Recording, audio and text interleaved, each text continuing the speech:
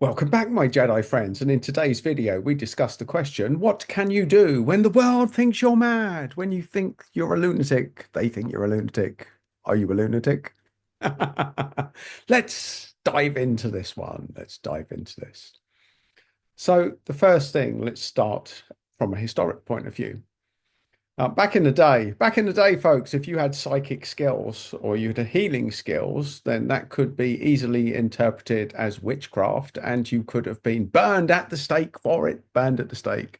There you are, minding your own business, trying to help people, and some arsehole finds out what you're doing, tells the wrong arsehole and another arsehole. Before you know, you've got a bunch of fucking idiots burning you at the stake. That was the reality of life, folks. No justice system. It was very Monty Python. It was very Monty Python. So, where is that line between madness and sanity? Where is it? Because people that have the most incredible gifts will not be understood by the masses or the population. And if enough people point their finger at you, my Jedi friends, and say, you're a nutter, you are mad, you're nuts, how long is it? How many people can stay resilient enough to not believe it if enough people say it? And this is a really interesting area of people that I've worked with, and a lot of my friends, folks, who've got incredible psychic gifts. And so many people doubt them in certain situations that they start to doubt themselves. And we're going to cover this today. I really want to cover this because this is an interesting topic. And for those of you that don't know me, you'll know that, well, you won't know, is that I spent the first 17 years of my life growing up within the grounds of a psychiatric hospital. And I used to watch patients walking around the grounds, some in 90s, looking demented, folks, absolutely lost, shells of people. And one day I'd go into my parents, who were both psychiatric nurses that used to work in the hospital. And I'm like, what causes people to do this? And there was one woman that had been there for over 50 years, and she just spent her whole day walking around in her nightie, picking up litter. That was it, folks. That was it. Looking like a shell of a woman. Her crime, her entry to the world of the psychiatric hospital was daring. She dared to have a child outside of marriage in the 30s, the 1930s. And back then, you had your child taken away and you got put in a psychiatric hospital. So that was madness back in the 1930s, folks. And that ain't that long ago. It's not even 100 years, folks. That's how we used to treat people. Back in the day, you get burnt at the stake for having these gifts. So if people are calling you mad, you clearly are gifted in certain ways. And this is the paradox. It's the paradox. People with the best psychic gifts, the people with the most talent, the people that are tapped in. We've talked about, is it safe to shine? But we're just going to talk about the brink of madness now. Now, from somebody that grew up in an environment that was a psychiatric hospital, and to keep my story brief for those that haven't heard it, I used to go to school, and because we lived within the grounds of the psychiatric hospital, a lot of kids got hold of it and says, "Oh, these are the nutters on day release."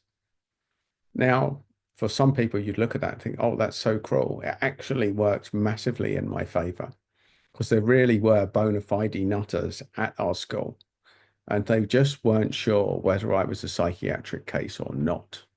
And so they tended to leave me alone.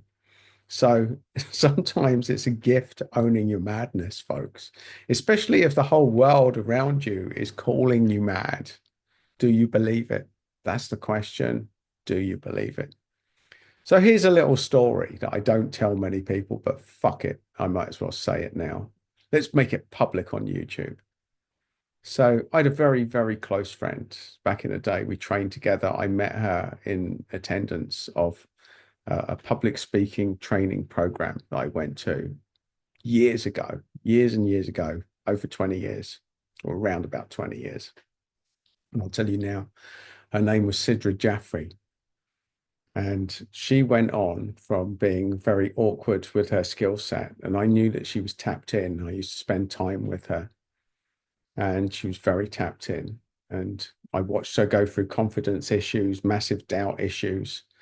And eventually she became an international speaker. She ran the School of Awakening. She went around the world talking about awakening, talking about being tapped in. She was completely psychic and she could read me. There was nowhere to hide with Sidra because if I was talking shit, she could read it straight away. Everything I was thinking, she could pick up on instantly. And that skill set, that degree of tapped in, is very threatening to a lot of people. And I have to say that even though we were good friends, I felt I had to be a little bit on my guard with what I was thinking, what I was doing, how my thoughts, what am I going to be giving away? What is she going to be reading? I mean, when you're surrounded with someone that can read you, that can see through, right through the shit at any given time, it can be a bit challenging, can be a bit threatening, folks. And we've talked about this. How honest should you be? And when you've got the skill set, how honest should you be? So we've covered these in separate videos, but I'm not going to cover that aspect of it. I'm just going to tell you this story. She always used to tell me, the universe has your back, Adam. The universe has your back. It has your back, Adam. The universe has your back. And this, she always used to say it to me, the universe has your back. The universe has your back. And then tragically, about 5 years ago, I think it was 4 years ago, she died really tragically. She was only very young. She was 34 years of age. And she was over in India. And her apartment that she was in the hotel that she was staying in, it burnt down. So a horrible way to go. I mean, she really was the Khaleesi.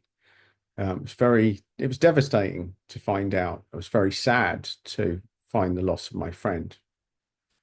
And not only that, she was doing so much good in the world. It seems tragic and unfair that they would take someone so young that was doing such good stuff. And then about a year ago, suddenly a lady contacted me on LinkedIn and said, Adam, we've been looking for you. We've been looking for you.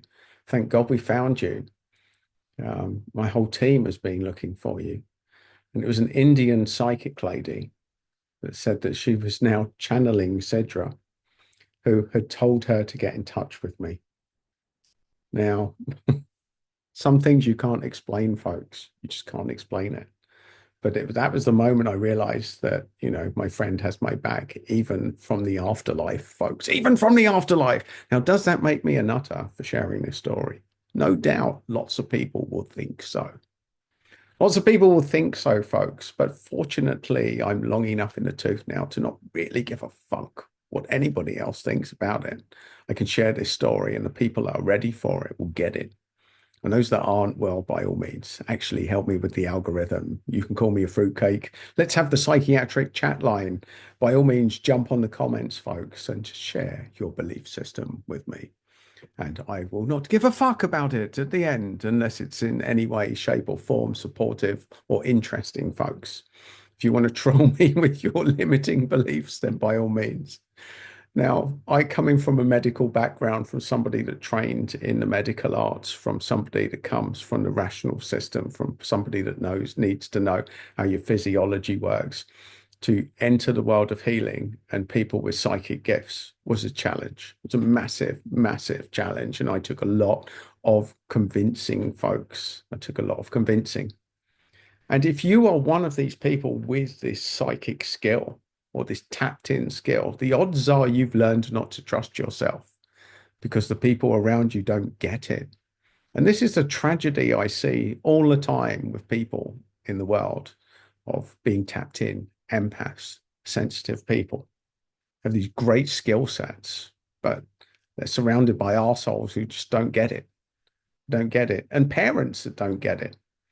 I mean, that's a very common thing for people that are tapped in, to get parents that have got no idea. They can't even comprehend the gifts that you bring to the mix, folks.